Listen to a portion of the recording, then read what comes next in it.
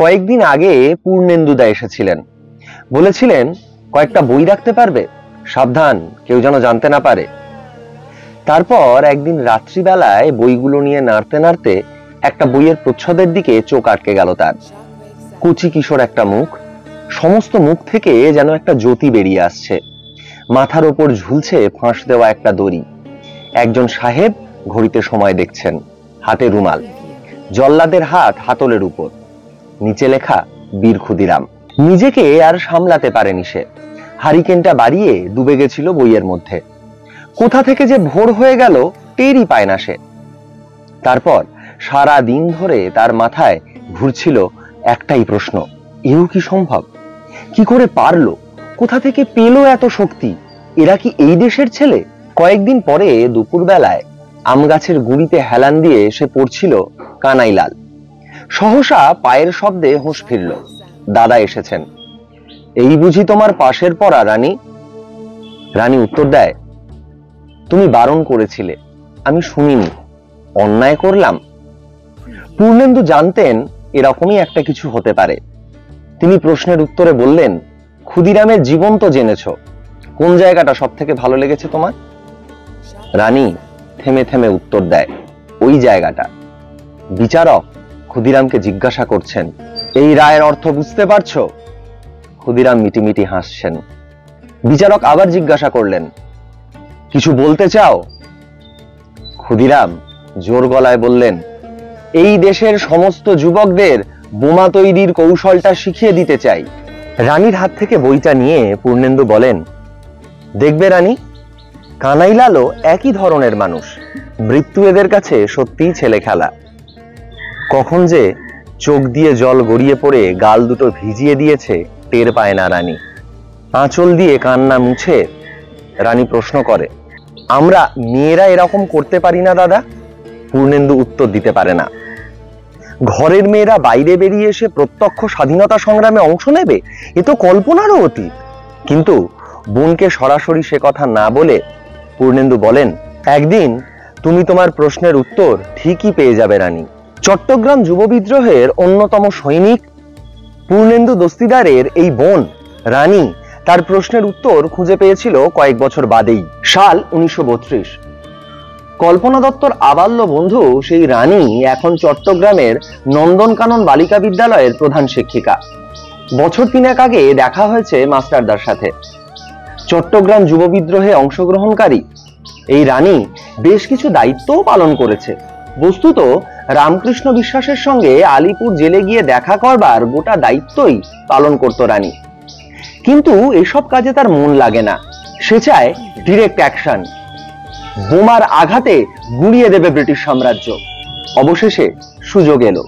Indian Republican army Chittagong শাখা বারবার বিফল হওয়া সত্ত্বেও ইউরোপিয়ান ক্লাব আক্রমণের সংকল্প থেকে এক চুল নড়েনি। 1932 সালের 23শে সেপ্টেম্বর 8 জনের দল রানীর নেতৃত্বে আক্রমণ করলো পাহাড়তলির ইউরোপিয়ান ক্লাব। যে ইউরোপিয়ান ক্লাবের সাইনবোর্ডে লেখা ছিল, dogs and Indians are not allowed. রাত 10:45। রানীর হুইসেল শোনা মাত্র চট্টগ্রামের পাহাড়তলির ইউরোপিয়ান ক্লাব কেঁপে উঠল মুহুর্মুহু বোমা আর গুলির আওয়াজে। ক্লাবের ভেতর তখন হুড়োহুড়ি পড়ে গেছে। ক্লাবে হাজির কিছু ব্রিটিশ মিলিটারি অফিসারের কাছে পিস্তল ছিল। তারাও পাল্টা হামলা শুরু করলে একটা গুলি এসে লাগে রানীর গায়ে। আহত অবস্থায় পালানো মুশকিল, কিন্তু রানী তো ঠিক করেছে সে ধরা দেবে না।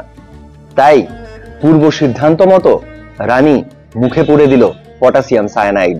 দাঁড়ান দাঁড়ান, ভুরু কোঁচকাবেন না।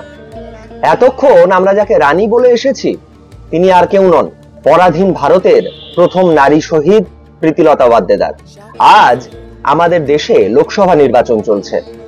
সেই নির্বাচনে দাঁড়ানো কর্ণাটকের একজন নেতা অসংখ্য মহিলাকে ধর্ষণ করেছেন এবং সেই নোংরা কুকীর্তির ভিডিও তুলে রেখেছেন, যাতে মহিলাদেরকে ব্ল্যাকমেল করা যায়। আর আমাদের রাজ্যে অভিযোগ উঠছে রাজ্যপালের বিরুদ্ধে। তিনি নাকি এক মহিলাকে চাকরির স্থায়ীকরণ করবার বিনিময়ে তার শ্লীলতাহানি করেছেন। আজ আমাদের দেশ যখন এই অবস্থায় দাঁড়িয়ে, আমাদের দেশের নারীরা যখন প্রতিনিয়ত লিঙ্গ হিংসা, নারী নির্যাতন, লিঙ্গ বৈষম্যের মুখোমুখি হচ্ছেন, তখন তো আমাদের এই রানীদের গল্পই বারবার করে ফিরে দেখতে হবে। সেই রানী, সেই প্রীতিলতা ওয়াদ্দেদার ছোটবেলায় তার পূর্ণেন্দুদাকে যে প্রশ্ন করেছিলেন, সেই প্রশ্ন তো আজও ভেসে বেড়াচ্ছে এই বাংলা তথা ভারতের কোনায় কোনায়। কিন্তু শেষ করবার আগে চলুন শুনে নি মাকে লেখা প্রীতিলতার শেষ চিঠির খানিকটা অংশ। মাগো, তুমি আমায় ডাকছিলে? আমার যেন মনে হলো তুমি আমার শিয়রে বসে কেবলই আমার নাম ধরে ডাকছো, আর তোমার অশ্রু জলে আমার বক্ষ ভেসে যাচ্ছে। মা, সত্যি কি তুমি এত কাঁদছো? আমি তোমার ডাকে সাড়া দিতে পারলাম না।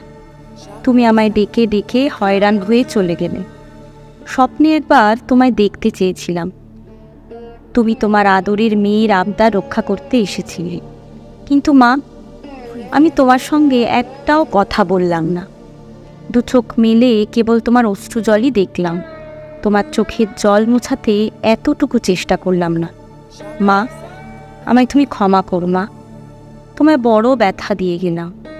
তোমাকে এতটুকু ব্যথা দিতেও তো চিরদিন আমার বুক কেঁপেছে। তোমাকে দুঃখ দেওয়া আমার ইচ্ছে নয়। আমি স্বদেশ জননীর চোখের জল মোছাবার জন্য বুকে রক্ত দিতে এসেছি।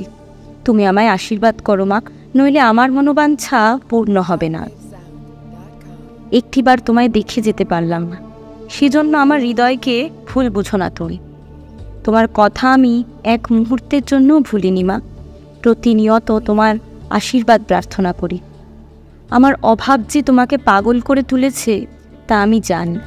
মাগো, আমি শুনেছি তুমি ঘরের দরজায় বসে সবাইকে ডেকে ডেকে বলছো, ওগো তোমরা আমার রানীশূন্য রাজ্য দেখে যাও। তোমার সেই ছবি আমার চোখের ওপর দিনরাত ভাসছে। তোমার এই কথাগুলো আমার হৃদয়ের প্রতি তন্ত্রিতে তন্ত্রিতে কান্নার সুর তোলে। মাগো, তুমি অমন করে কেঁদো না। আমি যে সত্যের জন্য, স্বাধীনতার জন্য প্রাণ দিতে এসেছি। তুমি কি তাতে আনন্দ পাও না? কি করবে মা? দেশ যে পরাধীন, দেশবাসী যে বিদেশির অত্যাচারে জর্জরিত, দেশমাতৃকা যে শৃঙ্খল ভারে অবনতা, লাঞ্ছিতা, অবমানিতা, তুমি কি সবই নীরবে সহ্য করবে মা?